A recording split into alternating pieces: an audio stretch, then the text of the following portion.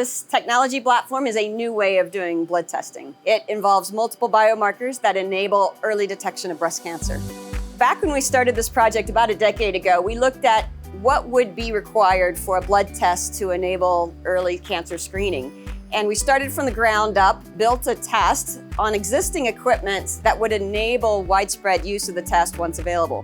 My main project was the breast cancer project, in which we sought to understand the underlying mechanisms for breast cancer development as well as progression. We did in vitro flow experiments, and that culminated to identification of biomarkers. This test is a new type of blood testing platform. We took the latest technology in biomarker discovery that we had been developing over decades in my research laboratory.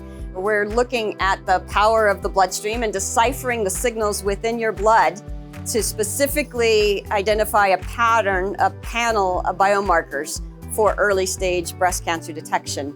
Then we partnered it with software that we custom designed using AI-informed or machine learning-informed algorithms. And that's where our test is differentiated from other tests that are out there. This is a complex multi-biomarker precision medicine test for early breast screening.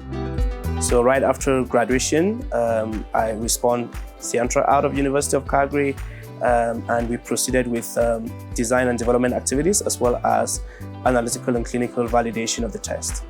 In terms of bringing a blood test or any new technology to the market, you have these steps: analytical validation, clinical validation, and also clinical utility. So it's a process that enables continued testing of the validity of the technology, but also additional data collection for the approvals. So you're building towards reimbursement and procurement processes, which is a longer process, and eventually working towards changing in guidelines to incorporate the new technologies. To see this come to fruition has been a surreal experience.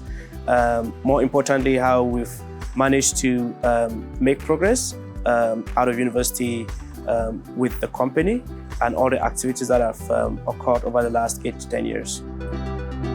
From the beginning, Alberta as a government and the university has strongly supported this project. This also involved funding through Alberta Innovates, which involved Alberta Cancer Foundation and Dynalife Medical Labs for initial clinical testing of the test.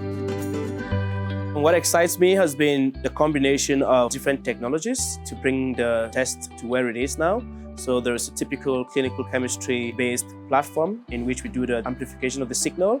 And then there's the artificial intelligence component of it. So converging those different technologies to get the product form of the test has been interesting. What you realize when you jump into the innovation process is that things that you thought were working well, as you dig in, you find the gaps in the system. You find gaps where there's underserved populations, people that aren't being served by existing technologies. So we need to continue to innovate and continue to work together as a community to bring these innovations into implementation so that we can improve the lives of Albertans and those around the world.